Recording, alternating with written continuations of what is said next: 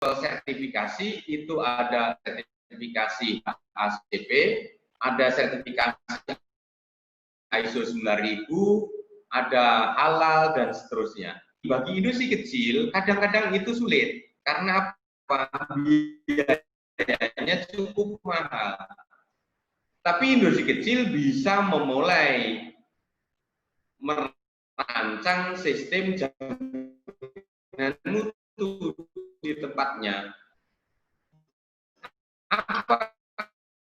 Apa yang dimaksud dengan merancang itu? Mulai dari sekarang industri kecil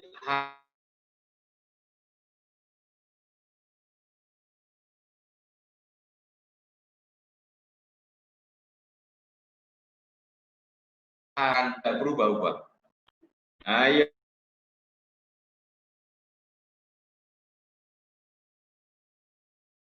Berikutnya.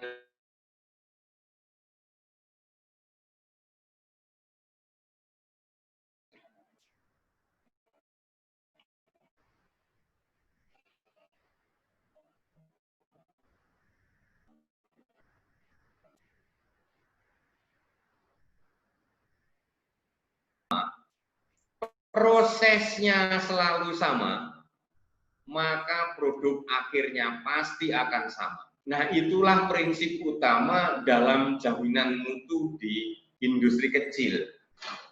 Saya sudah keliling Indonesia dan saya sudah bertanya kepada banyak pelaku industri kecil pangan dengan pertanyaan yang sama.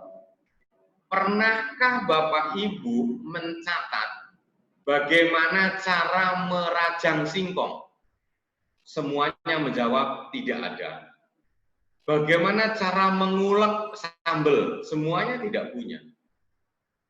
Nah, karena tidak ada catatan, tidak ada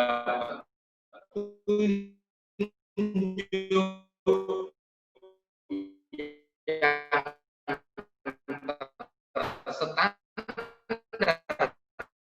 bagaimana membuat suatu produk, maka produknya pasti akan berubah-ubah dari waktu ke waktu. Lanjut, Ren. Nanti kita didiskusi.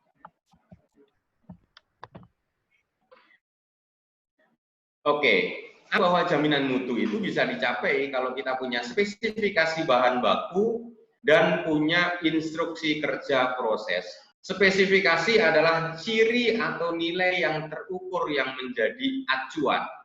Misalnya, kalau mau bikin keripik singkong, singkongnya itu varietas apa? Itu spesifikasi. Umur panennya berapa bulan? Nah, itu spesifikasi. Jadi harus bisa diukur. Dan itu nanti dijadikan acuan, tidak boleh berubah-ubah. Sedangkan instruksi kerja adalah tahapan detail tentang cara melaksanakan satu pekerjaan. Instruksi kerja sedetail mungkin supaya apa? Siapapun yang mengerjakan pekerjaan itu, mereka akan mengerjakan dengan cara yang sama. Kalau caranya sama, nggak mungkin produk itu akan beda rasanya. Ya, jadi instruksi kerja dan spesifikasi bahan baku adalah kata kunci utama untuk jaminan mutu di industri kecil. Apakah sudah dimiliki? Saya yakin seyakin-yakinnya. Seponorogo tidak ada yang punya itu. Ya, yakin seyakin-yakinnya saya. Kita mulai dari ngerayun, ya. Kita mulai dari ngerayun. Standarisasi, spesifikasi bahan baku dan instruksi kerja proses. Oke, lanjut. Nah, ini contoh spesifikasi. Ini contoh saja ya. Nanti kita bisa diskusi. Kita mau membuat nata de coco. Nata de coco-nya lembaran, harus jelas ya. Nata de coco-nya itu yang seperti apa yang kita pakai. Air yang kita gunakan pH-nya harus diukur. Kemudian total padatan terlarutnya harus diukur. Misal, air yang dipakai pH-nya harus 6,8 sampai 7. Maka harus diukur terus. Kenapa? Karena kalau tidak diukur airnya, apalagi pada produk minuman, nanti penambahan asam sitratnya bingung berapa yang akan ditambahkan, gitu ya. Jadi spesifikasi bahan baku adalah nilai terukur dan itu tertulis yang dijadikan acuan bagi industri kecil untuk memilih bahan baku itu. Jangan berubah-ubah. Lanjut.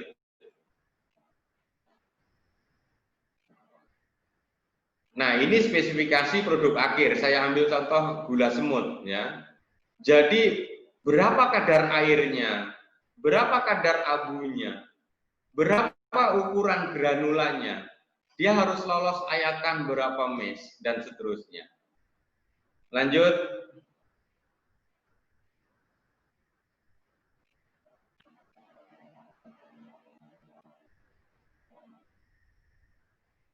Nah, ini contoh produk bibir, bukan. Ini contoh produk lipstik, ya. Contoh produk lipstik. Pak Randi, ini bukan contoh produk bibir ini ya. Ini produk lipstik, ya.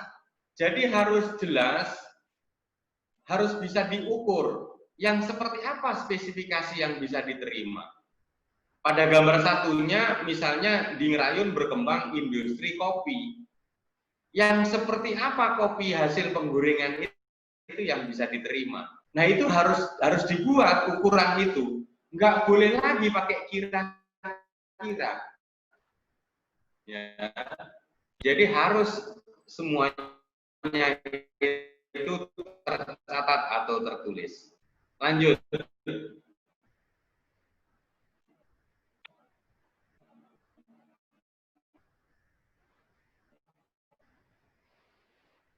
Nah, seringkali kita membaca ada dokumen seperti ini, ya. Pada industri de coco, de coco dibuat dari lembaran, dipotong, dicuci, dan seterusnya. Ini bukan instruksi kerja. Ini diagram alir tidak seperti itu. Nah, pada pembuatan gula semut, kalau kita baca di beberapa majalah, nanti bunyinya seperti itu. Nyalakan api, taruh wajan di atas api, masukkan nira kelapa, aduk sampai kental, dan seterusnya. Itu bukan instruksi kerja. Karena instruksi kerja harus detail sekali. Lanjut. Nah, ini contoh instruksi kerja. Saya ambil pada industri kecil pembuatan roti. Instruksi kerja dalam satu industri kecil itu bisa berpuluh-puluh jumlahnya. Setiap tahapan dibuat instruksi kerjanya. Misal, saya ambil contoh untuk instruksi kerja pembuatan adonan roti. Campurkan tepung, garam, ragi roti, emulsifier, dan gula hingga rata. Masukkan ke tunggu 1 menit, masukkan selanjutnya margarin, telur, dan susu skim. Setelah 1 menit, masukkan lagi air es, kemudian tunggu 3 menit. Kalau sudah 3 menit, ubah kecepatan mixernya jadi kecepatan 2. Tunggu selama 13 menit, habis itu matikan mixer, ambil adonan. Itu instruksi kerja, sedetail mungkin. Jadi Pak Randi yang nggak pernah bikin roti, kalau baca instruksi kerja itu, dia bisa mengerjakan. Karena sudah jelas sekali, dimasukkan bahannya, pencet kecepatan 1, lihat jam, sudah semenit belum, kalau sudah semenit, masukkan margarin telur, tunggu lagi semenit, masukkan air es, tunggu 3 menit, ubah kecepatannya jadi nomor 2, tunggu 13 menit, selesai. Itu instruksi kerja. Nah, industri kecil harus mulai membuat itu. Supaya apa? Produknya tidak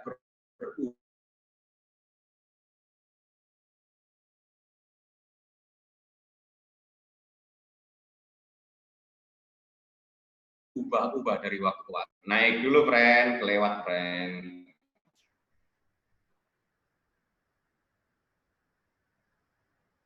Memberikan perbaikan mutu industri kecil gula semut di Tasikmalaya.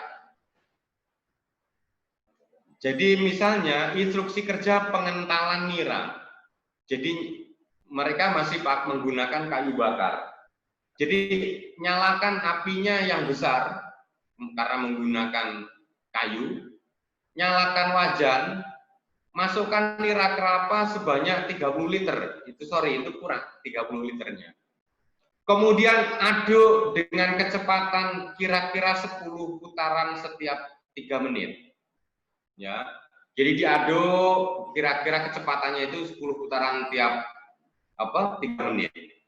Kemudian setiap 10 menit diukur derajat breaknya, ya. Ada hand refractometer, nanti diukur gitu ya, berapa derajat breaknya. Kalau belum 20, pemanasan diteruskan.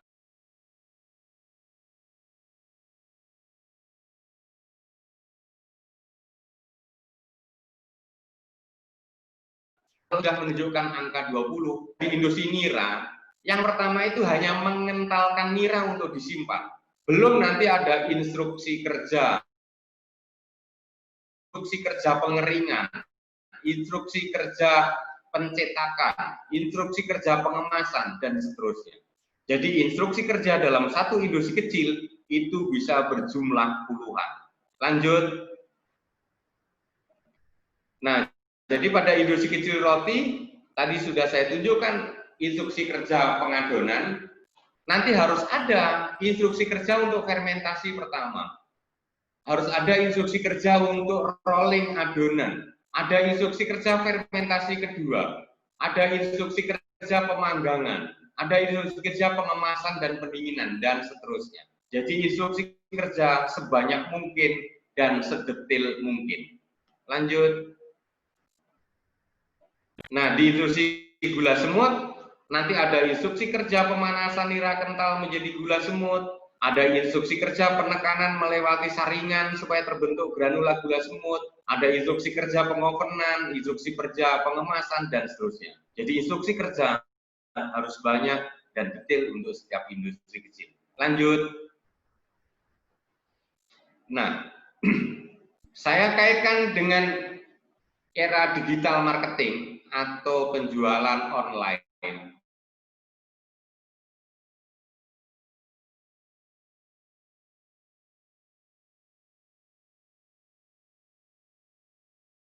Kalau Ibu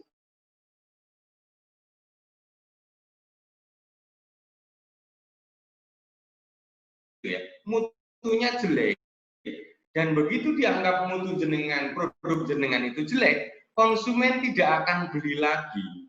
Dan pada penjualan online, konsumen tidak bisa komplain bebas. Nek jenengan dodolan di pasar, terus gaplek elek, nanti kan konsumen bilang, lo boleh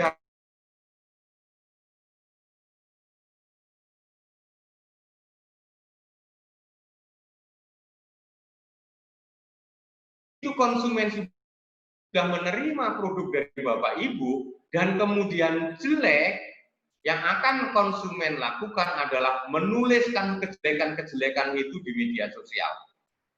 Wah, aja tuku kunir songkong rayun, kunire dicampur. Nah, tuku bubuk jahe songkong rayun, ora jelas. Nah, kayak gitu ya.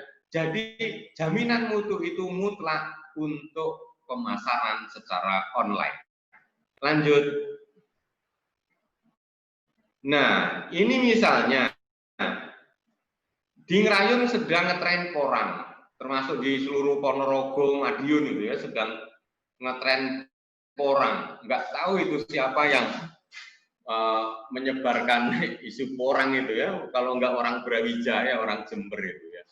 Jadi misalnya Bapak Ibu mengeringkan porang, wes pokoknya diler ning latar, nggak ngerti berapa hari dia kering, berapa kadar air chip porangnya itu yang bisa dicapai, bagaimana warna chipsnya itu. Nah, kebetulan 2 minggu yang lalu ada PT dari Ponorogo juga, nggak saya sebutkan nama perusahaannya, itu mengirimkan porang ke saya, konsultasi bagaimana pengeringan porang. Saya bilang kalau ingin menghasilkan mutu porang chip yang bagus, bisa pakai matahari, tetapi harus dengan diberikan angin. Itu hanya ilustrasi saja ya, kipas angin itu. Artinya harus beri angin. Atau menggunakan pengeringan tray dryer yang diberikan angin di dalam alatnya itu. Jadi chip porang yang dihasilkan itu berwarna krem, cantik. Ya, tidak hitam letak begitu ya. Lanjut.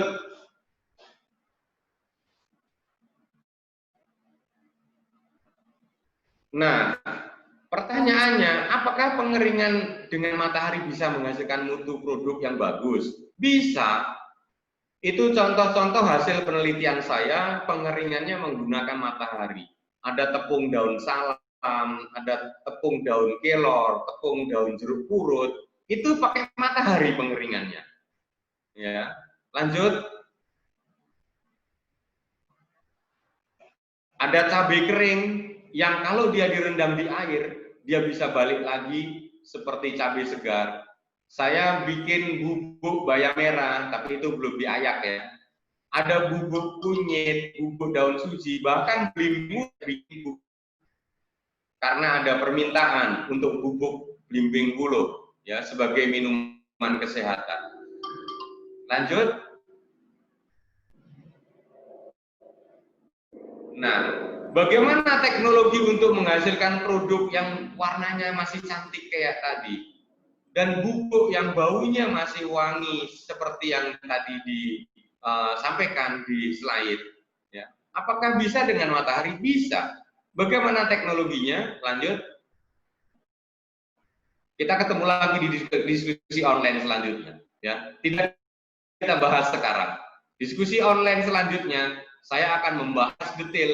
Kalau memang mau ya, kalau orang Rayun mau.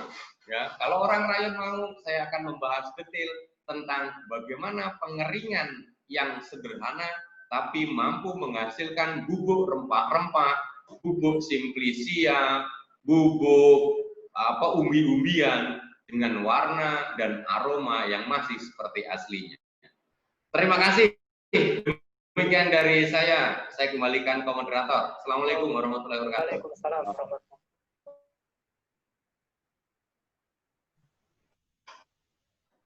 Terima kasih atas pemaparan yang disampaikan oleh Pak Dr.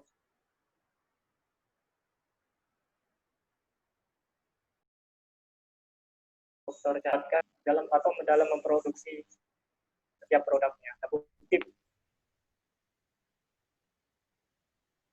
Nah, dari instruksi kerja inilah nanti akan outputnya konsistensi dari produk. Nah, ini sebuah tantangan dari IKM untuk bisa menciptakan produk yang konsisten. Selanjutnya kita ke narasumber yang kedua, yakni dari praktisi IKM. Nah, sebelumnya tadi kita sudah mendengarkan dari akademisi. Nah, ini saat ini kita akan bentar lagi akan mendengarkan langsung dari praktisi IKM. Nah, ini dari Ibu Riza Sulistianawati, SPP. Nah, beliau merupakan pemilik dari CV Bumi Pangan Nusantara. Nah, untuk latar belakang pendidikan beliau mungkin saya bacakan singkat. Beliau alumni D3 yaitu lulusan diploma dari jurusan Supervisor Jaminan Mutu Pangan Institut Pertanian Bogor dan melanjutkan studi S1 di Institut Teknologi Indonesia jurusan Teknologi Pangan. Baik, untuk mempersingkat waktu kami serahkan kepada pembicara kedua, Ibu. Ya, terima kasih Mas Randi. Suara saya jelas, nggih? Jelas, Ibu. Oh, nggih. Jelas. Nggih, matur nuwun. Assalamualaikum warahmatullahi wabarakatuh. Sugeng enjing Bapak Ibu sedaya nggih. kebetulan hari ini saya agak dipaksa sama Pak Cahyo ini untuk menceritakan apa yang selama ini saya jalankan dalam usaha saya. Nah, salah satunya itu praktek pemasaran melalui pemasaran online. Next, Mbak. Nah, sebelumnya saya boleh cerita sedikit. Sebenarnya saya itu apa? Jadi nama usaha saya itu CV Bumi Pangan Nusantara, letaknya di Sidoarjo, Jawa Timur. Produknya itu salah satunya tepung bumbu serbaguna. Jadi tepung bumbu serbaguna itu bisa untuk menggoreng ayam, tempe, tahu, dan lain sebagainya. Jadi saya itu ada beberapa merek sebenarnya. Kenapa harus banyak merek? Karena sebenarnya itu permintaan pasar. Jadi pasar middle up sama middle low itu mereka itu punya pangsa pasar dan segmen pasar sendiri-sendiri. Dan harga pun juga berbeda gitu. Selain tepung itu, saya juga ada beberapa rempah-rempah ya, rempah-rempah seperti lada dan lain sebagainya. Terus ada juga bumbu seasoning untuk snack itu biasanya kan banyak snack-snack yang beredar itu dengan macam-macam rasa. Ada balado, ada barbecue, ada jagung manis dan lain sebagainya. Next, Mbak. Nah, ini jenis produk saya secara detail. Jadi, nah, ini selain tepung, itu ada bumbu instan powder yang tadi sudah saya sebutkan, ada juga bumbu instan pasta, bumbu instan pasta itu semacam seperti kayak soto, rawon, pasta. Bentuknya pasta dalam bentuk botol. Nah, produk yang keempat itu yang masih baru. Saya juga masih minta review ke Pak Cahyo juga. Jadi ada beras instan. Beras instan itu jadi beras yang sudah ada bumbunya di dalam. Sudah ada bumbunya. Seperti semacam mie instan. Jadi mie sama bumbu. Nah, kalau ini beras sama bumbu. Cuma berasnya itu enggak pakai beras lokal. Saya berasnya itu beras import memang dari India. Rasa-rasanya juga banyak. Kenapa saya bikin ini ya? Karena memang permintaan juga sebenarnya. Sejak ada musim pandemi ini, orang kan banyak di rumah. Nah, dari orang-orang yang banyak di rumah itu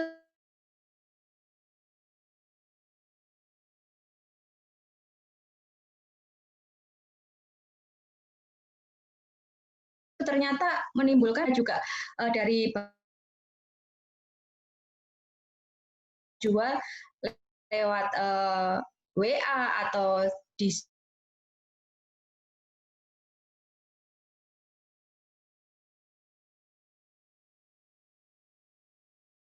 share ke teman-temannya dan lain cukup luar biasa ya, lagi ngetren lah untuk produk ini. Nah, next, Mbak. Contoh gambar-gambarnya produk kami yang atas ini nih ada tepung bumbu. Di Ponorogo ada juga sih sebenarnya, tapi belum begitu banyak, belum begitu menyebar luas karena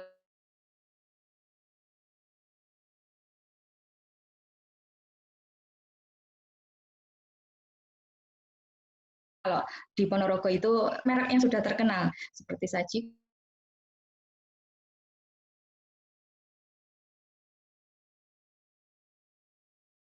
Tapi tepung saya ini juga sudah ada beberapa di lokasi di Ponorogo dan beberapa dokter di rumah sakit Aisyah yang di Ponorogo ya, Aisyah Kulon, itu mereka juga salah satu menunya itu pakai tepung ini dan memang ada permintaan khusus untuk formulanya, jadi untuk pasiennya.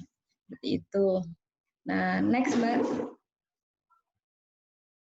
Nah, ini regulasinya yang telah saya punya, yaitu dari Halal MUI, merek sudah ada, PIRT ya, terutama dasarnya itu PIRT dan halal itu memang wajib, sebenarnya wajib dan memang harus dimiliki terlebih dahulu oleh pelaku UKM. Dan sebenarnya yang saya alami sendiri untuk pendaftaran PIRT dan halal ini sebenarnya tidak mengeluarkan biaya sih sebenarnya. PIRT pun untuk saat ini sudah difasilitasi oleh Dinkes ya. Nggak tahu kalau Ponorogo setahu saya juga free juga ya. Saya punya teman di Dinkes Ponorogo itu sepertinya free kok, nggak bayar. Nah terus kalau pengurusan halal itu setahu saya gratis juga.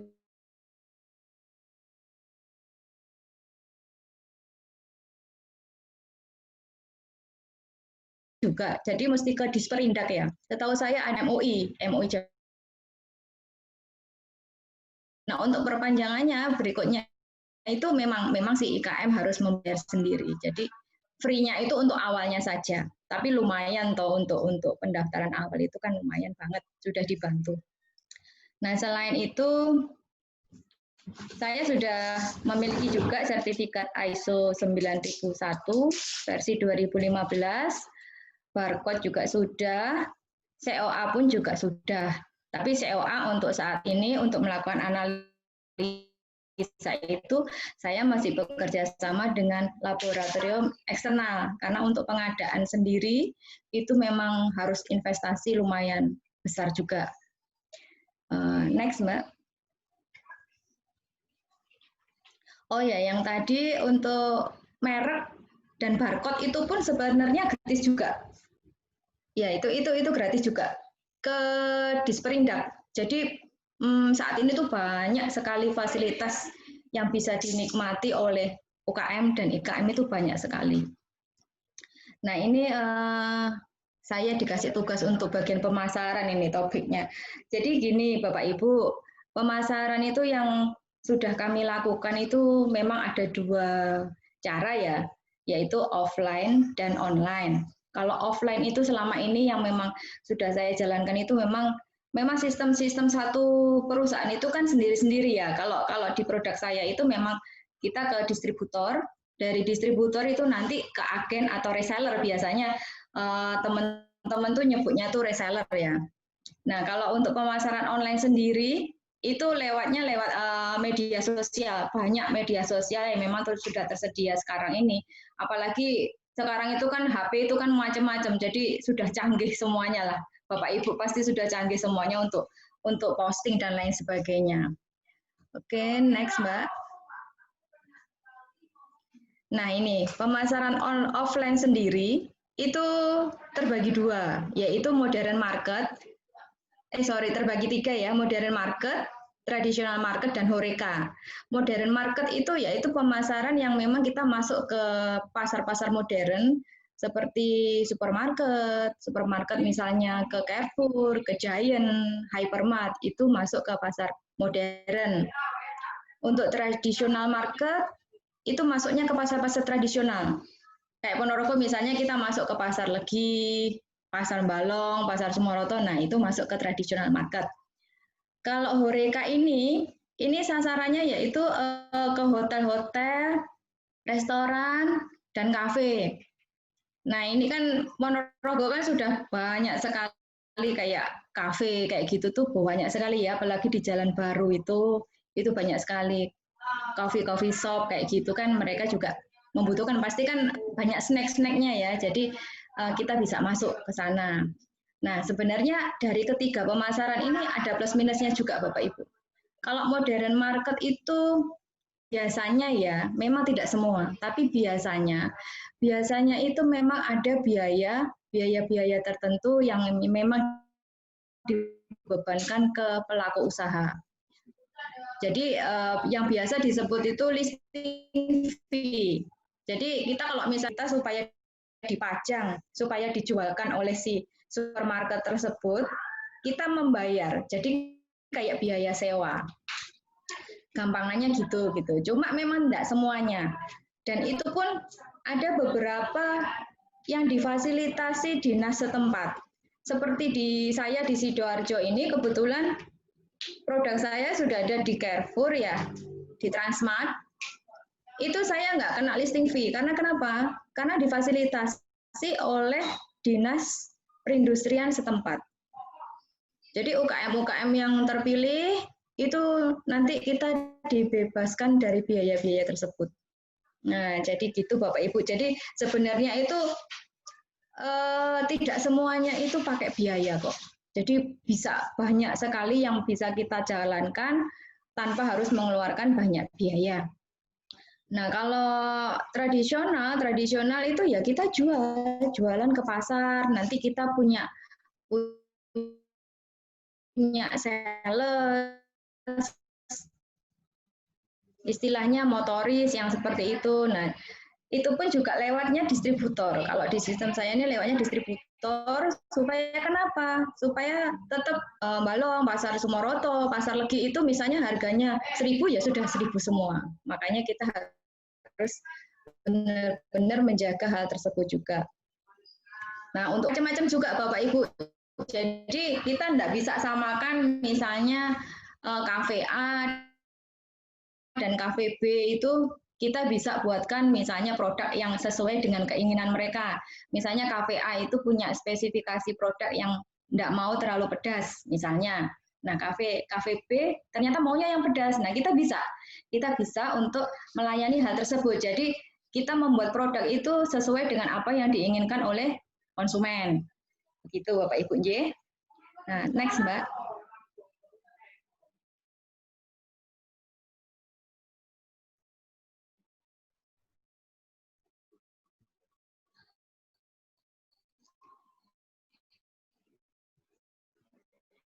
Nah, ini kita menginjak ke pemasaran online ya, Bapak Ibu ya.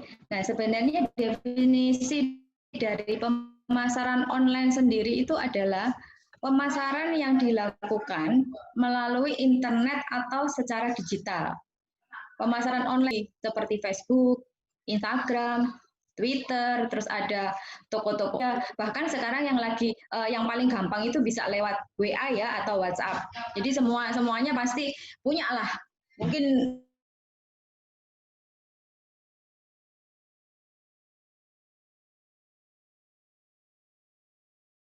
jarang sekali yang hari gini saat ini. Terus selain WA itu sekarang kita kan juga ada juga kayak semacam GoFood. Kayak gitu kan kita bisa pasang punya toko sendiri.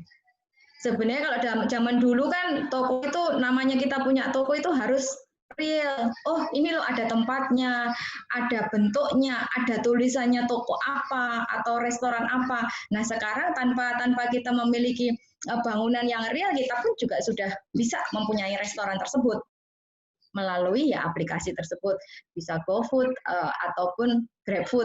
Setahu saya di Ponorogo sudah ada ya, kayak GoFood itu sudah ada ya.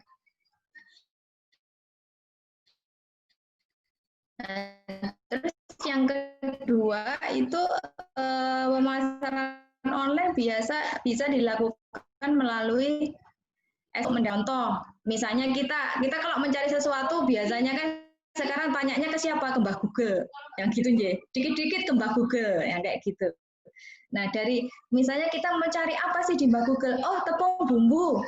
Atau mungkin penelitiannya Pak Cahyo misalnya kayak gitu. Langsung ketik aja tepung bumbu Syakura geprek misalnya. Itu kita berharap kan langsung muncul tuh. Langsung muncul, oh ini loh, gampang ternyata mencarinya. Nah, itu merupakan satu alat juga untuk pemasaran online kita. Jadi orang mencari itu mudah. Nah, yang ketiga itu bisa juga melalui email pemasaran. Jadi dalam satu instansi tertentu biasanya ada satu departemen yang memang memegang untuk bagian pemasaran produk. Nah, itu bisa mereka seperti email ke calon-calon konsumen kita berupa misalnya katalog produk dan lain sebagainya, itu bisa juga dilakukan. Yang keempat yaitu pemasaran afiliasi,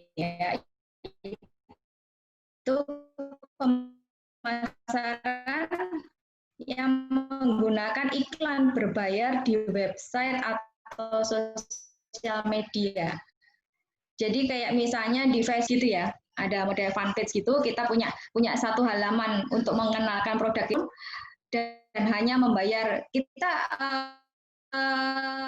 membayar per hari berapa itu sebenarnya ada ya, budgetnya itu ada budgetnya, misalkan sehari 50.000, nanti dari bagian Facebook akan mengatur sendiri nih sasarannya, nanti iklan kita itu bisa menjangkau berapa ribu orang dan kita bisa pilih mau daerah mana aja yang kayak gitu bisa. Jadi bisa kita atur dan kita bisa sesuaikan dengan budget kita. Nah, ini kalau misalkan mau pilih pemasaran yang lewat afiliasi marketing atau endorse. Akhir-akhir ini kan banyak banget orang yang dikit-dikit endorse dan lain sebagainya. Nah, itu bisa dilakukan juga untuk melakukan cara pemasaran online. Nah, untuk next Mbak, kita coba lihat slide berikutnya. Nah, ini Bapak Ibu, sebenarnya banyak juga sih ya keuntungan pemasaran online ini. Antara lain tuh kita mengurangi biaya. Mengurangi biaya dalam hal apa? Biasanya misalkan perbandingannya dengan pemasaran offline, kita kan harus rekrut marketing, kita harus menyediakan kendaraan untuk mereka jualan dan lain sebagainya. Nah, ini kalau dengan online kita kan sudah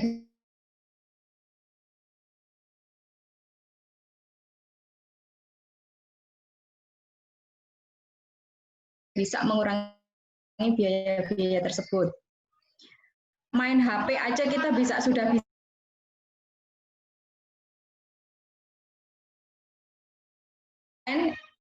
kita misalkan mau memasarkan ke Madiun, di Ponorogo ke Madiun, itu kan pasti kita harus jadwalkan, oh berangkatnya jam berapa, kita naik apa, terus kita nanti janjian dulu sama orang dan lain sebagainya, yang kayak gitu. Nah, tapi kalau di online enggak harus. Jadi kita misalkan via WA atau misalkan via telepon dulu.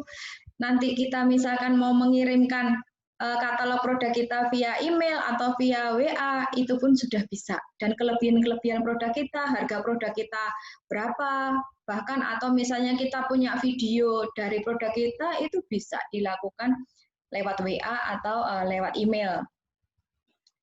Nah, yang keempat itu dapat melewati batas geografis. Artinya, pemasaran kita itu bisa luas, tidak hanya lokal di tempat kita saja. Jadi namanya online itu bisa kita memasarkan dalam negeri atau lokal Ponorogo saja, atau misalkan Jawa Timur, atau Pulau Jawa dan lain sebagainya, itu kita bisa menjangkau lebih jauh. Terus dengan pelanggan, jadi tidak harus tatap muka, tidak harus ketemu, tidak harus sowan dan lain sebagainya. Kita bisa terus WA-an dengan pelanggan ataupun telepon-teleponan dengan pelanggan. Terus yang keenam yaitu tentunya mendapatkan feedback instan. Jadi setiap kali kita WA atau telepon pasti calon pelanggan kita atau pelanggan kita kan pasti akan lebih cepat merespon. Terus yang ketujuh, kalau online itu biasanya kita lebih fleksibel waktunya. Jadi bisa 24 jam kapanpun kita di WA itu pasti akan kita buka. Walaupun dibukanya nanti setelah misalkan kita habis sholat subuh, oh baru biasanya langsung pegang HP kan. Nah itu baru dibuka, oh ternyata semalam ada yang minta info tentang produk kita, misalnya kayak gitu Bapak Ibu. Jadi lebih gampang sih sebenarnya kalau online. Slide berikutnya Mbak. Nah ini Bapak Ibu, sebenarnya apa sih langkah-langkah yang harus kita siapkan untuk memulai pemasaran online? Nah ini, yang paling penting terutama itu yaitu produk yang akan dipasarkan. Jadi kita harus mempersiapkan apa sih sebenarnya yang mau kita jual, produk apa sih, keunggulannya apa, itu harus benar-benar kita siapkan dan dideskripsikan. Dideskripsikan itu artinya bahwa produk kita ini betul-betul terbuat dari bahan yang bagus.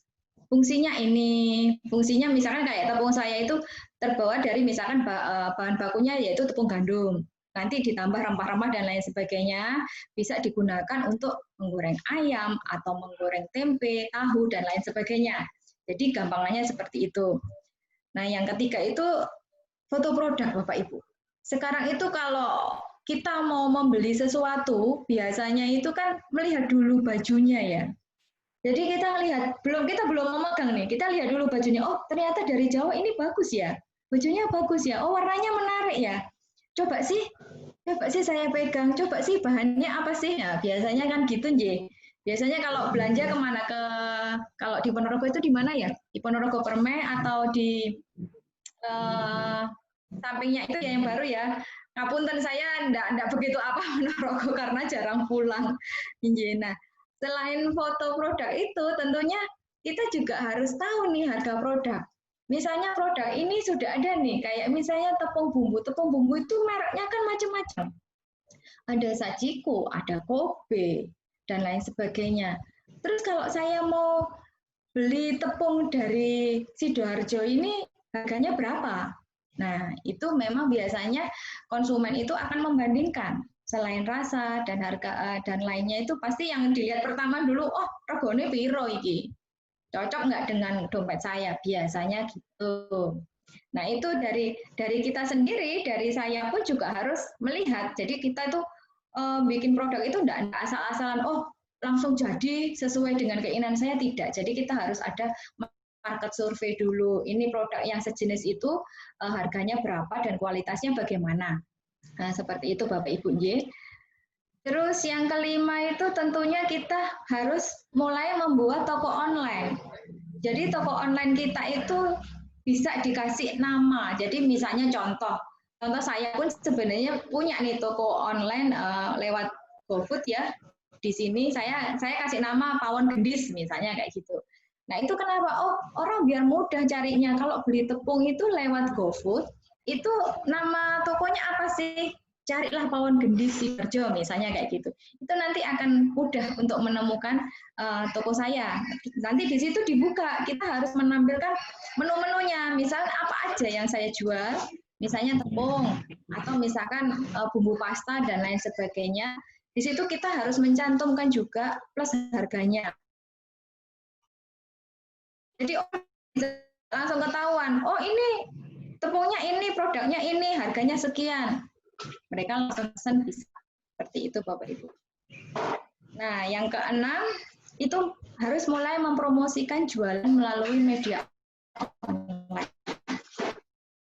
Kita punya toko, tapi kalau kita tidak menyiapkan promo, kalau orang sini bilang terlalu garing ya, nggak ada isinya, yang kayak gitu. Kita mau jualan apa kalau kita nggak bisa promosi, yang kayak gitu, jadi Bapak Ibu. Jadi kita harus sesering mungkin untuk mempromosikan jualan kita. Jadi biasanya kalau online ini ada jam-jam tertentu di mana kita tuh harus mulai promosi. Misalkan pagi itu start di jam 8 sampai jam 9, kita harus posting di media sosial, misalnya di Facebook atau Instagram, kita harus posting di situ. Atau misalkan Japri, WA, misalkan selamat pagi Bapak Ibu, kita ada promosi dari tepung bumbu Sakura, misalkan untuk hari ini pembeliannya bisa beli 2 gratis 1, jadi dapat 3. Nah itu macam-macam bagaimana cara promosi jualan lewat online. Nah yang ketujuh yaitu membangun sistem dan otomasi bisnis. Jadi ini sebenarnya nanti akan berjalan dengan sendirinya kalau memang kita tuh sebenarnya sudah konsisten ya untuk menjalankan pemasaran online tersebut, Bapak Ibu. Next slide, Mbak. Nah, Bapak Ibu, untuk pemasaran online ini sebenarnya selain lebih mudah, kita tentunya juga banyak sekali kendala ya. Antara lain seperti biaya marketing online itu ya yang lumayan tinggi kalau memang kita posting di produk kita di media sosial yang berbayar. Terus kendalanya lagi, masih banyak sekali pelanggan kita itu yang masih suka offline store. Jadi mereka tanya ini belinya kemana, terus nanti tanya alamatnya di mana, terus mereka datang langsung beli terus lihat barangnya. Nah saat ini tuh masih banyak sekali pelanggan yang seperti itu. Terus yang ketiga, banyak juga pelanggan yang tidak mahir internet. Jadi istilahnya sebenarnya dipelajari bisa, cuma orang-orang bilangnya, wah ribet Mbak, pakai HP dan lain sebagainya ya karena tidak terbiasa yang seperti itu. Yang keempat, pemasaran online ini sebenarnya rentan kegiatan penipuan. Jadi kalau kita misalkan orang-orang yang mau beli via online dan lain sebagainya kadangkala di fotonya itu gambarnya itu bagus, tapi setelah datang, setelah dikirim ternyata tidak atau kurang sesuai warnanya. Nah, itu banyak sekali. Banyak sekali yang terjadi, bahkan banyak pelanggan yang misalkan sudah transfer tapi ternyata barangnya tidak dikirim. Nah, itu kita harus hati-hati sekali dan selektif sekali untuk misalnya mau belanja online. Terus yang kelima itu kekurangannya itu kita tidak bisa bersentuhan langsung dengan pelanggan. Jadi nggak bisa komunikasi langsung, nggak bisa tatap muka. Biasanya itu kita itu untuk saat ini ya, itu kayaknya kurang lego ya kalau kita itu nggak ketemu langsung dengan pelanggan.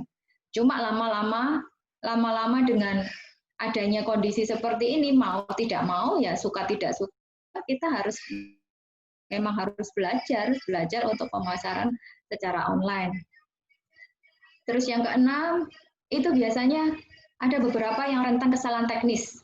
Kesalahan teknis ini contohnya misalnya kita gambar tidak sesuai dengan deskripsi produk yang kita sampaikan. Nah, itu ada beberapa kesalahan teknis. Nah, itu memang harus sangat hati-hati dan kalau bisa harus dihindari ya.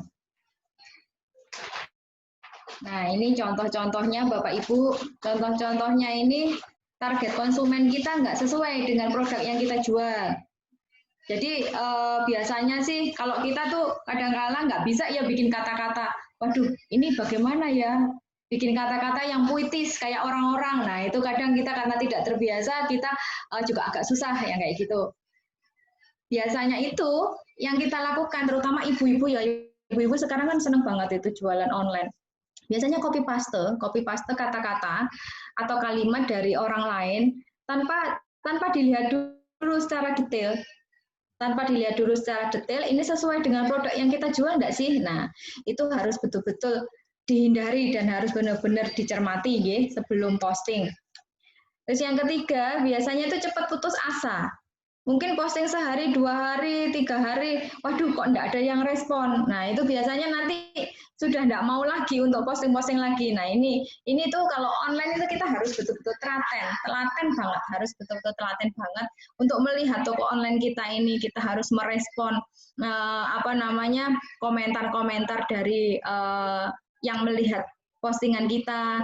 Terus kita mesti komunikasi dengan baik. Nah, biasanya itu kan komunikasi kita kan kurang baik. Misalnya ada pembaca atau yang melihat postingan kita itu, mereka komen di kolom komentar. Atau misalkan WA ke kita. Nah, kita nggak ngerespon. Nah, itu sebaiknya dihindari ya Bapak Ibu. Karena biasanya mereka itu butuhnya tuh cepat. Jadi misalnya hari ini mereka WA, mau tanya, mohon info harganya berapa, bisa dikirim apa enggak, misalnya kayak gitu. Nah, itu secepat mungkin kita harus segera merespon. Nah, ini yang kelima itu biasanya kita slow respon ya kalau kita enggak kulino untuk melakukan marketing online. Next slide, Mbak. Nah, ini tuh tips dan trik pemasaran online yang selama ini memang sudah saya jalankan ya Bapak Ibu ya.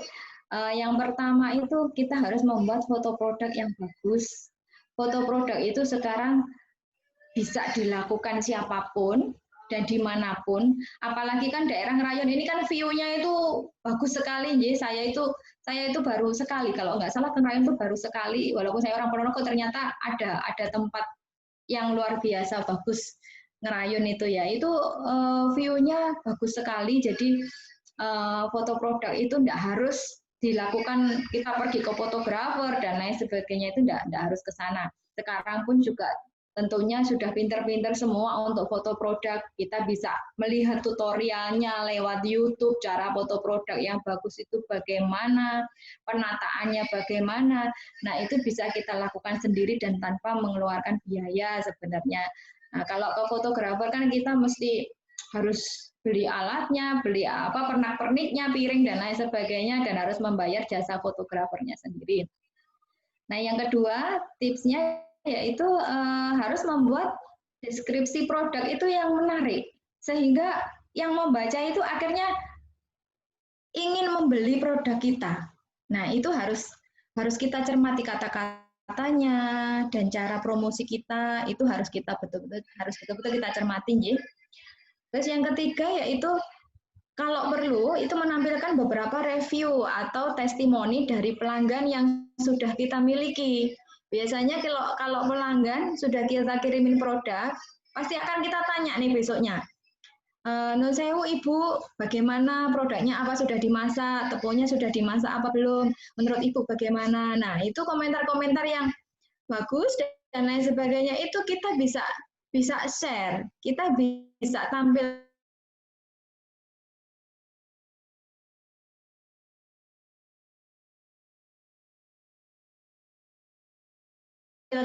di kolom atau selain itu, kita harus membuat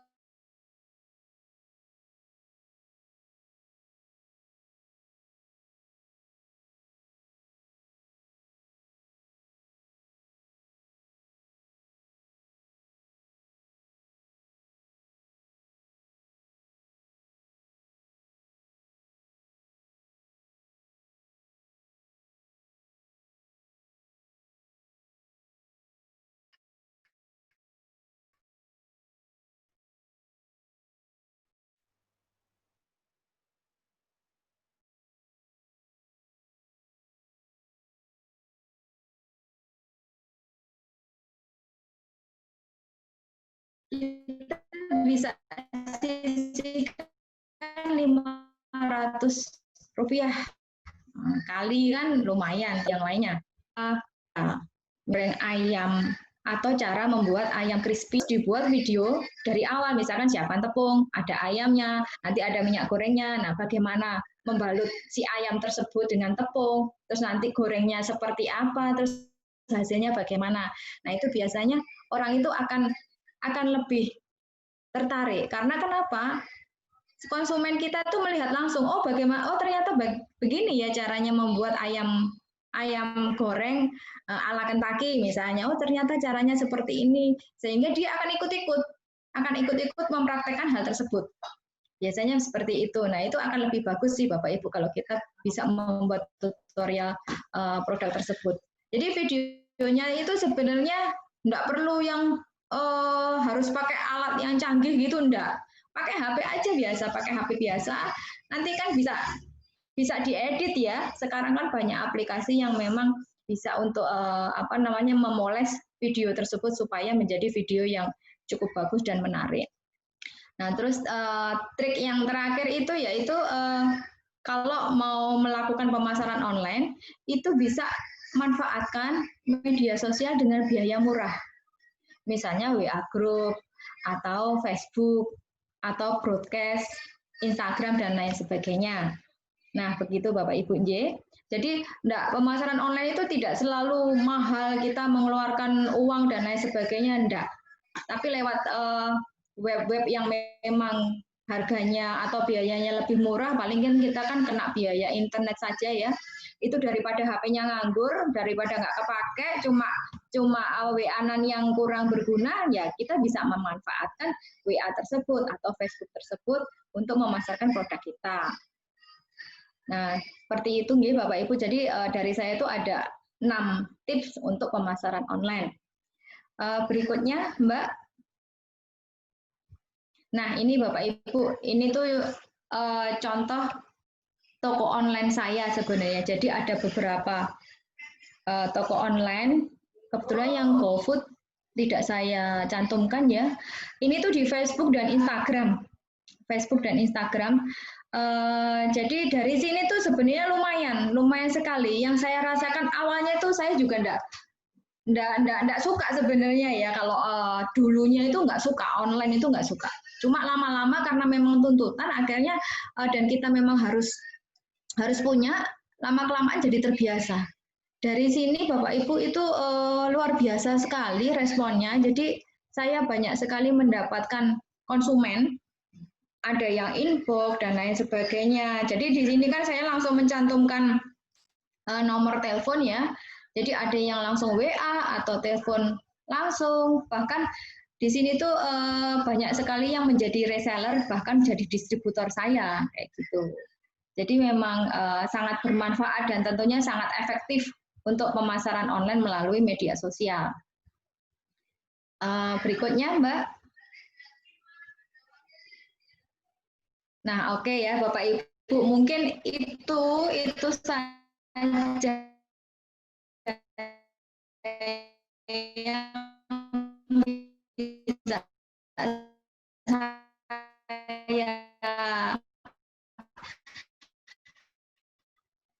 sharekan. Jadi pengalaman-pengalaman yang memang selama ini saya jalani ya.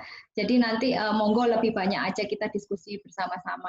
Nggih, matur nuwun, begitu dulu ya. Assalamualaikum warahmatullahi wabarakatuh.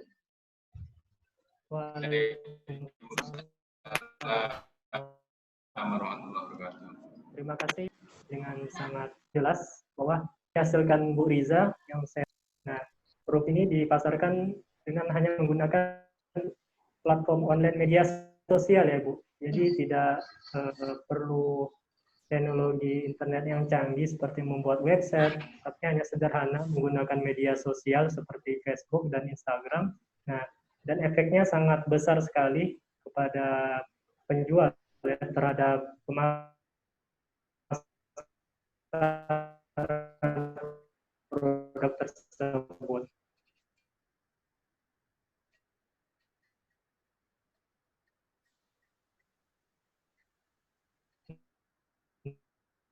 Nah,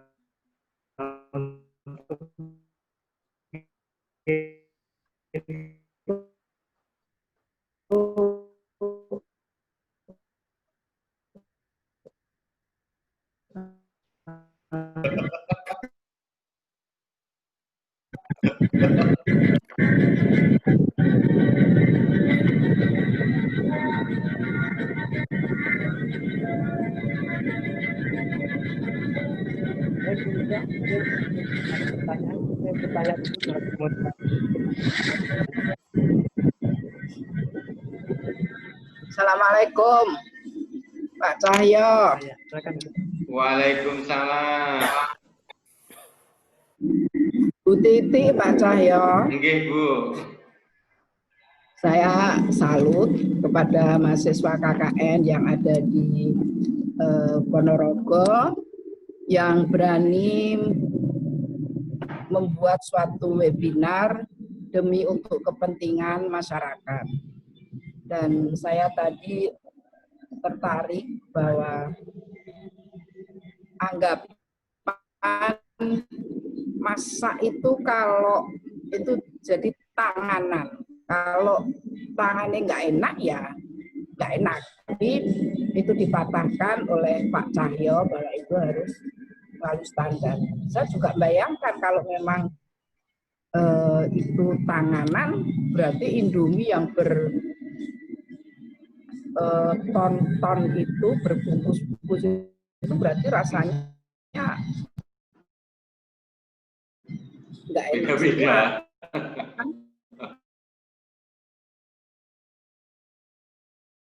Mata saya juga.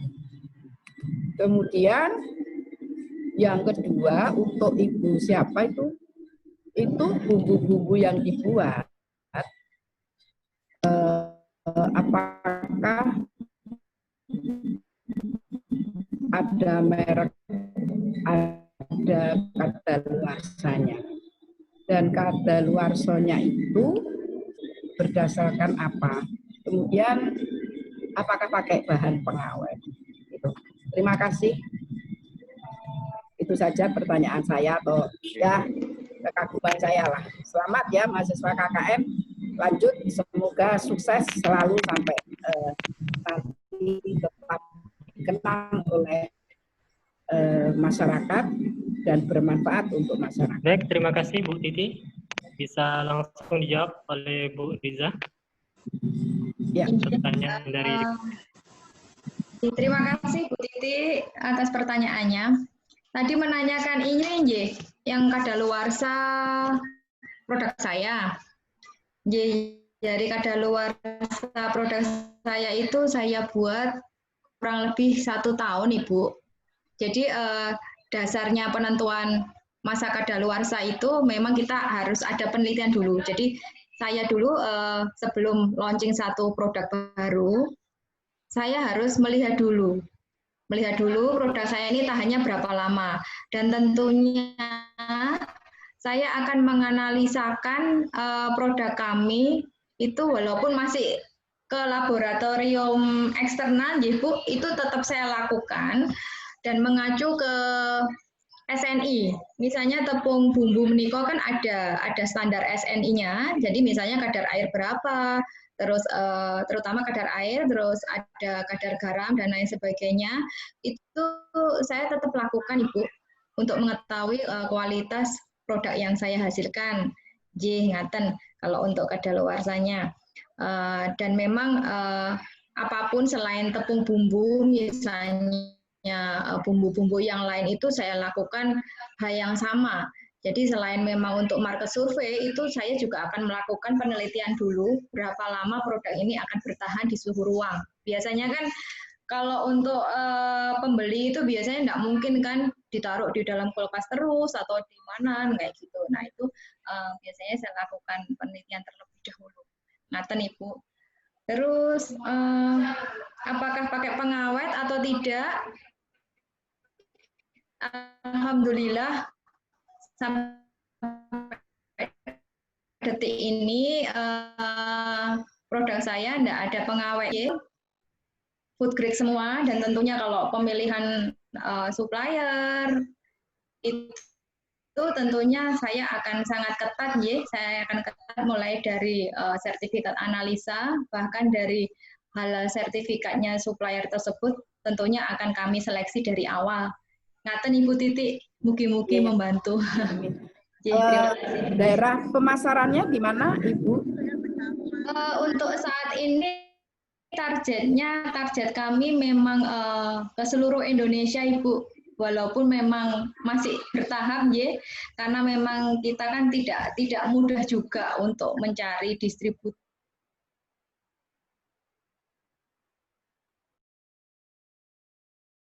Seperti itu, Ibu. Jadi memang untuk saat ini kita masih banyak tersebar di Jawa Timur, terus daerah Jogja, Balikpapan, Makassar, menika sudah mulai. Terus untuk daerah Pulau Sumatera ini sudah mulai masuk ke Pekanbaru, Medan juga sudah. Jadi masih memang belum rata semua, Ibu. Belum rata semua. Cuma sudah ada beberapa aja. Semoga selalu berkembang dan sukses, bermanfaat. Amin, matur nuwun Ibu. Semuanya. Amin. Terima kasih Bu Titi atas pertanyaannya.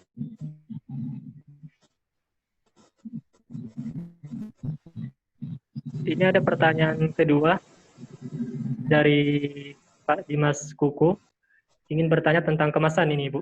Apakah ada kemudahan untuk bantuan desain kemasan untuk pelaku-pelaku UKM? Karena ini sering terjadi kendala adalah kemasan yang bagus itu diedarkan, sering tidak ada koneksi untuk desain kemasan yang bagusnya. Nah, dan juga bagaimana untuk jumlah dari segi harga dan jumlah minimal order. Nah, mungkin bisa dijawab oleh Bu Riza. Ya, matur nuwun Mas Randi. Tadi dari Pak Dimas Kuko, Ya. Jadi kalau untuk kemasan dan desain, setahu saya Disperindak Provinsi Jawa Timur, Provinsi Jawa Timur itu menyediakan semuanya, seperti halal, terus analisa produk, penentuan kadar gizi produk, desain kemasan juga, terus ISO 9001, HACCP, itu semuanya sebenarnya ada fasilitasnya. Saya pun mendapatkan ISO 9001 itu saya fasilitas juga dari Disperindak Provinsi Jawa Timur. Jadi setahu saya begini, di Jawa Timur itu ada pembagian area sebenarnya. Jadi area 1 dan area 2. Ponorogo itu masuknya ke UPT-nya ke ini, ke Malang. Nanti enggak apa-apa, nanti kalau misalkan ini setelah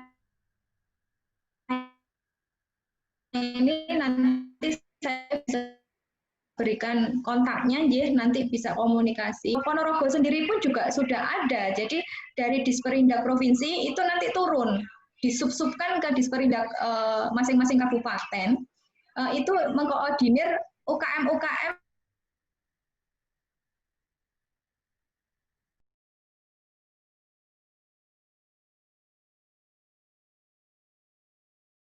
kabupaten tersebut. Jadi konsultasi mengenai desain, mau konsultasi kita hasilkan, meniko gratis semuanya kok. Jadi memang ada petugas khusus yang memfasilitasi hal tersebut. Ngaten. Jadi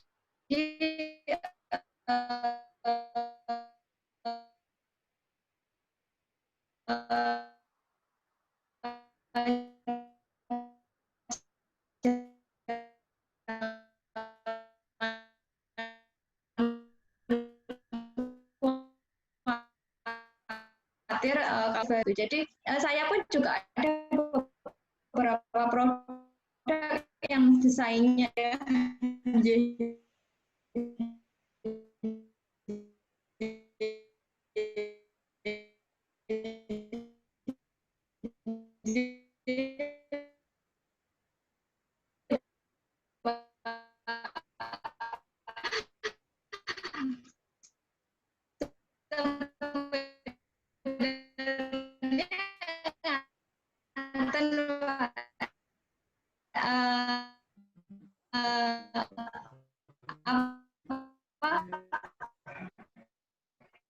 kemasan yang bagus itu relatif ya.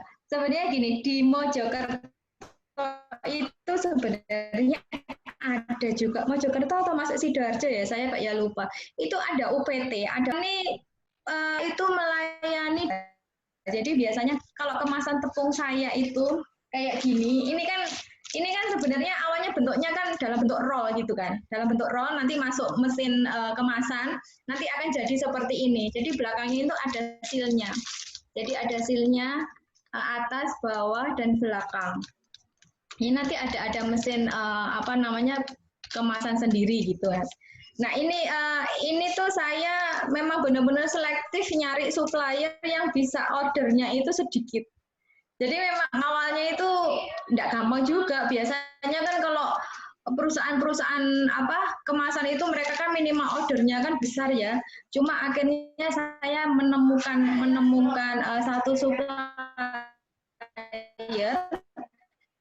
yang harganya ordernya pun juga tidak begitu banyak gitu. Nah nanti kalau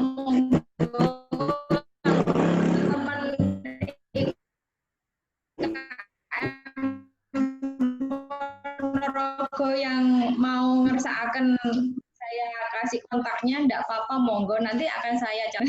Sebenarnya ada juga gini, yang tempat supplier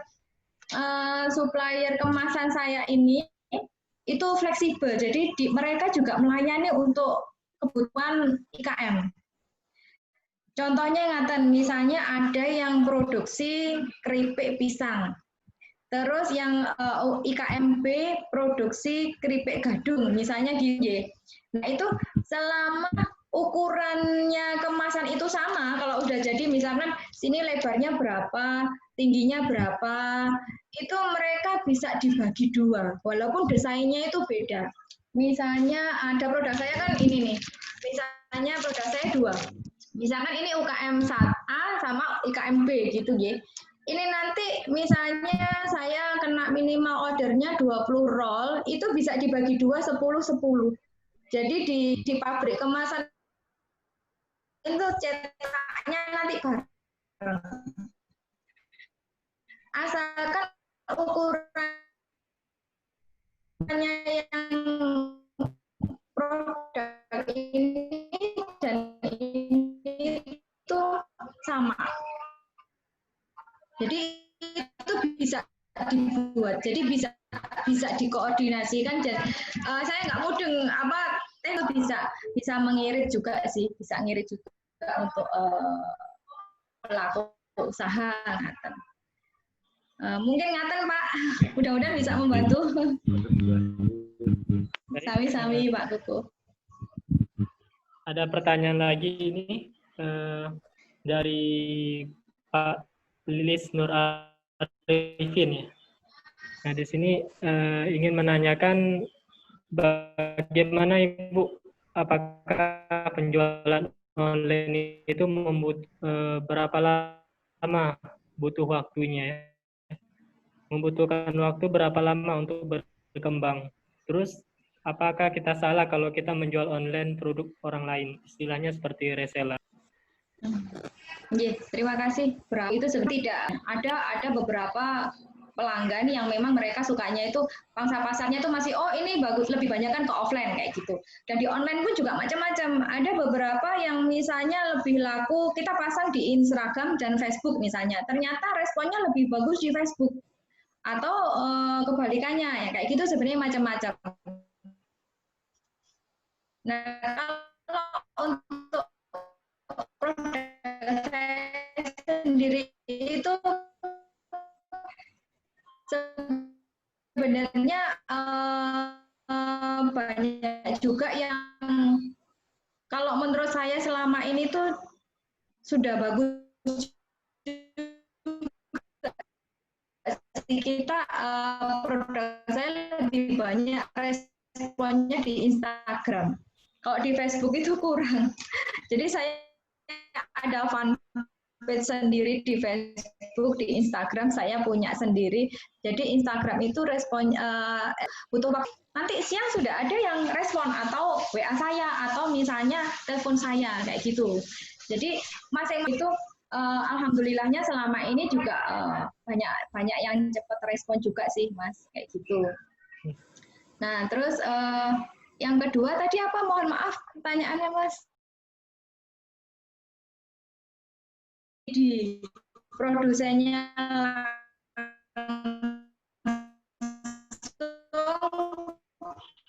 kok lebih murah daripada beli ke reseller. Artinya kasihan juga reseller kita kalau misalnya nanti udah tahu harga di produsen lebih murah. Jadi itu memang untuk harga itu masalah. Seperti contoh kemarin siang itu kebetulan beras saya itu kan lagi banyak dicari orang. Biasanya ada orang di Sidoarjo juga biasanya ngambil ke reseller saya. Nah, setelah mereka itu nyari-nyari di web ketemulah saya. Terus mana? Oh, belinya ke Bu ini gitu kan. Oh, saya tahu si Ibu ini tadi reseller saya. Kayak gitu. Biasanya dapat harga berapa, Bu? Harga 45.000.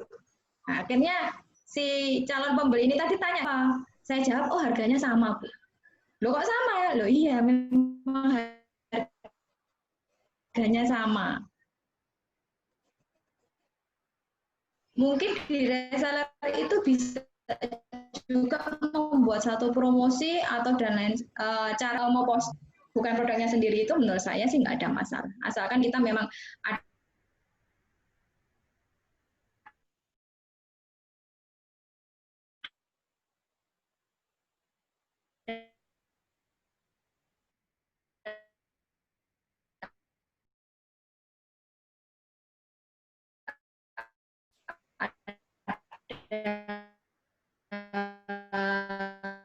kesepakatan dan etika yang benar bisa kita jaga bersama ya seperti itu.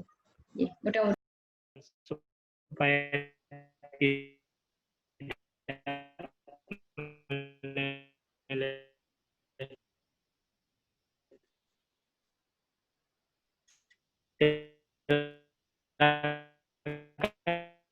Pak Cahyo untuk bisa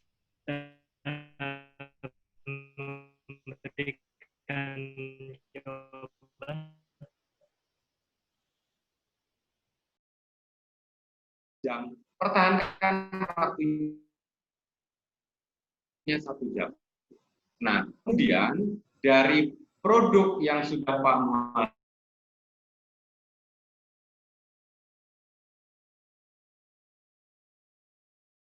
Muharis hasilkan, tidak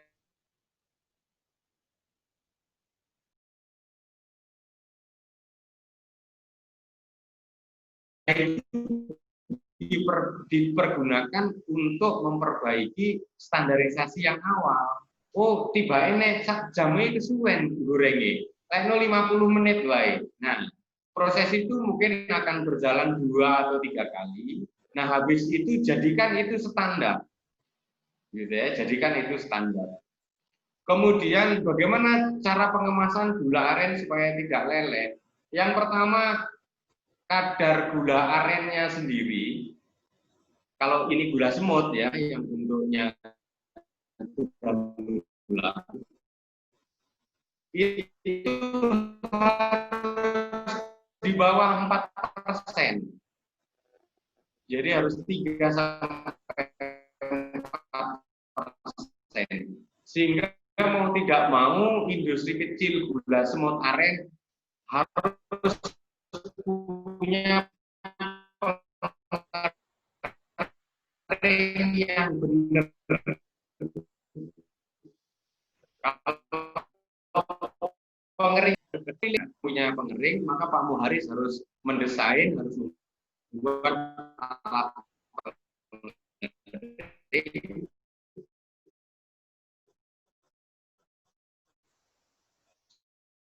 supaya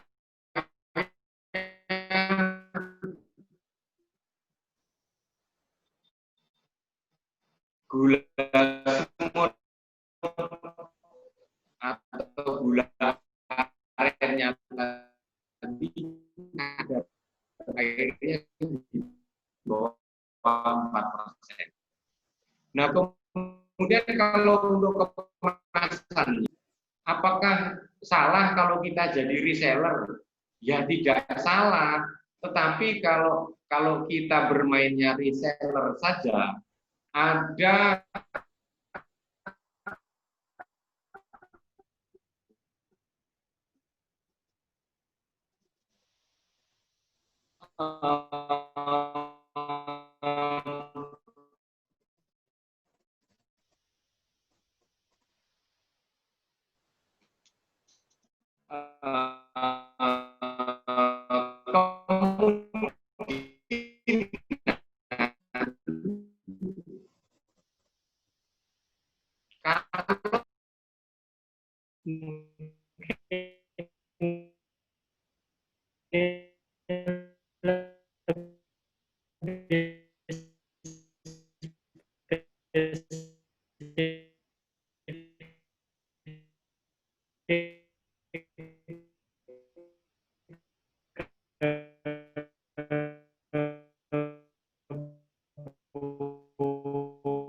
Riza, bagaimana kiat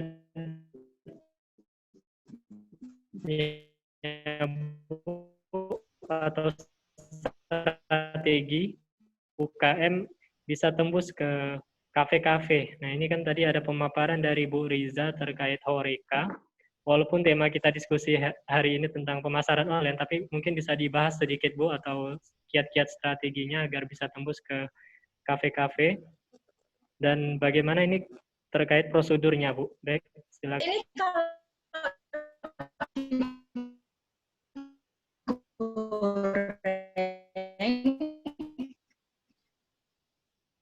itu mungkin renyahnya itu jadi yang banyak dan lain sebagainya itu kita sesuaikan dengan target pasar kita sebenarnya kayak gitu ya. Terus kalau untuk ke kafe-kafe sendiri itu biasanya antara kafe A, B, C itu mereka punya spesifikasi produk tersendiri. Contoh nih, misalnya saya mau menawarkan tepung saya ke McD atau ke KFC atau misalkan ke AW. Itu ayamnya seperti ini. KFC itu ayamnya begini, AW itu ayamnya begini. Jadi kita bisa menawarkan produk kita, dan kita harus menyesuaikan apa yang mereka inginkan. Menawarkan formula sendiri, warnanya seperti ini, rasanya begini, dan lain sebagainya. Begitu juga kalau kita mau menawarkan tepung-tepung kita ke KFC, nggak mungkin kita akan memberikan formulanya yang sudah kita berikan ke McD. Nah, artinya bahwa kita harus menyesuaikan kebutuhannya si kafe-kafe itu, karena memiliki produk sendiri, rasanya tersendiri, seperti itu. Terus harganya pun juga masing-masing. Untuk kafe-kafe itu, untuk pemasaran HoReCa ya, HoReCa hotel, kafe, restoran itu kita memang lebih fleksibel untuk merubah-rubah formula ataupun harga sesuai dengan yang mereka inginkan. Kalau untuk tradisional dan modern kan itu standar ya, maksudnya satu produk ya satu kualitas, satu rasa, satu harga yang seperti itu. Tetapi kalau kafe-kafe memang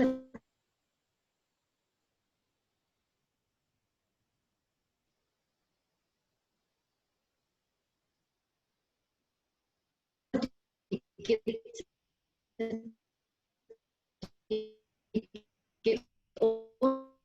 unik.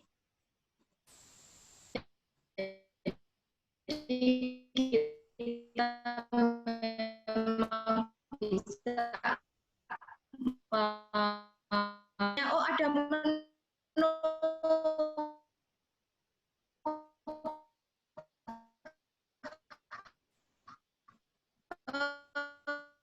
pisang goreng atau ayam goreng itu, mainlah, istilahnya main sambil nongkrong lah ke kafe itu. Kita temui yang punya atau kita temui misalnya chefnya. Nah, itu kita ngobrol. Jadi fact finding dari situ. Kita gali informasi dari ini, Mas. Kalau saya punya barang ini, saya bisa nggak memberikan sampel? Kita bisa nggak memberikan sampel yang untuk diaplikasikan ke produk yang menunya ini, ya kayak gitu. Jadi kita memang harus memberikan tester dulu ke mereka supaya mereka itu produknya si A, UKM A ini ternyata bisa dan cocok mereka aplikasikan ke menu-menunya mereka. Nah, kurang lebih seperti itu, ke kafe, ke hotel, ke restoran itu sama, konsepnya begitu. Jadi kita harus memberikan sampel dulu ke mereka. Seperti itu, Nji.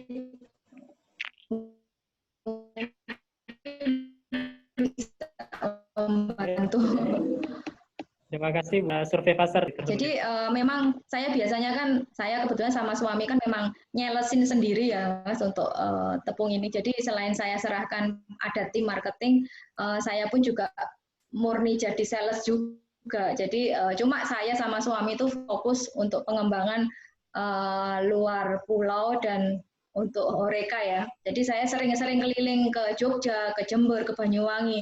Saya keliling-keliling karena hobinya itu dolan. Jadi saya keliling-keliling cari ini restoran itu mana aja, saya mampir kemana, wah ini kayaknya menunya ada goreng-gorengannya, ini pasti butuh tepung. Jadi di mobil saya itu selalu ada sampel tepung, jadi bukan bau wangi, mobil saya itu baunya itu bau tepung kayak gitu. Jadi setiap kali saya nginep di mana, saya makan di mana, ya sudah saya temuin itu tukang masaknya, chefnya saya kasih sampel sama kartu nama, udah itu nanti saya follow up, saya minta kontaknya kan, ini nanti saya hubunginya siapa gitu. Ya udah saya kontak kayak gitu, saya follow up gitu Mas, kurang lebih. Terima kasih Bu Reza. Nggak ada. Kalau di Ponorogo sendiri tepung bumbu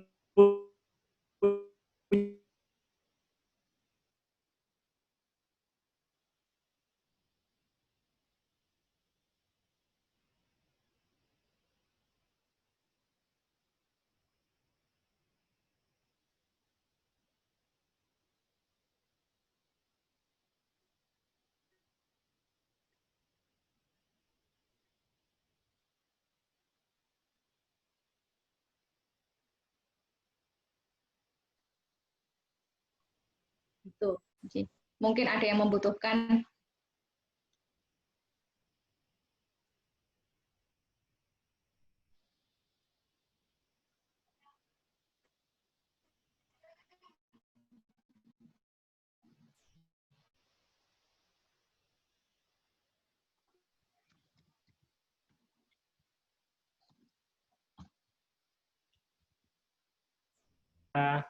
Tutup.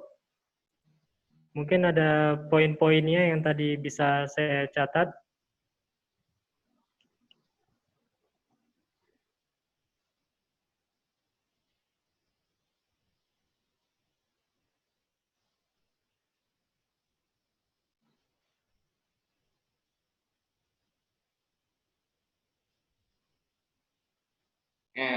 Andi.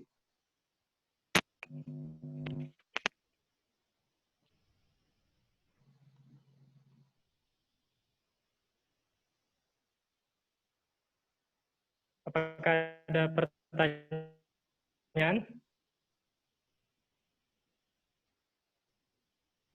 Kali Pak.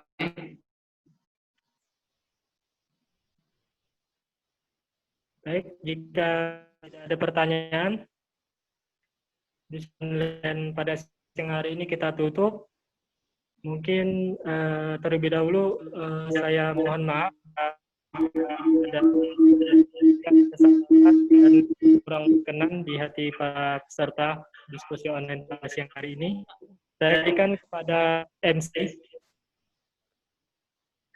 Baik, terima kasih kepada moderator yang dengan baik memandu acara webinar pada hari ini. Semoga ilmu pembicara bisa menjadi menambah wawasan kita dan bisa menjadi bermanfaat. Baik, kita sudah berada di ujung penghujung acara pada hari ini. Belum ditutup, mari kita ingatkan kepada peserta webinar untuk dilakukan sesi bersama dan untuk membuka video kamera per masing-masing peserta.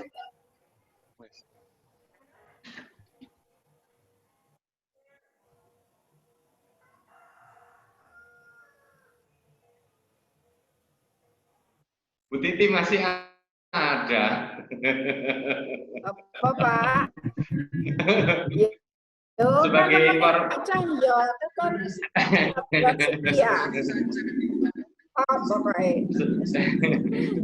sebagai informasi bagi para peserta, Bu Titi adalah senior di IPB.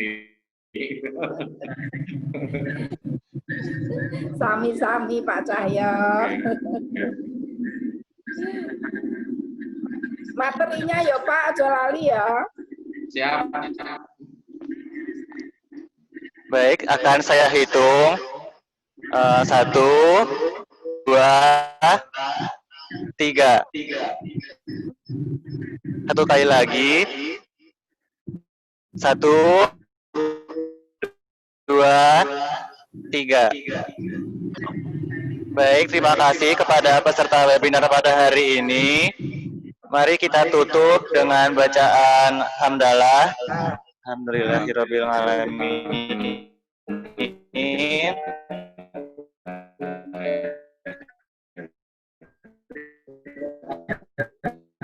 Baik, saya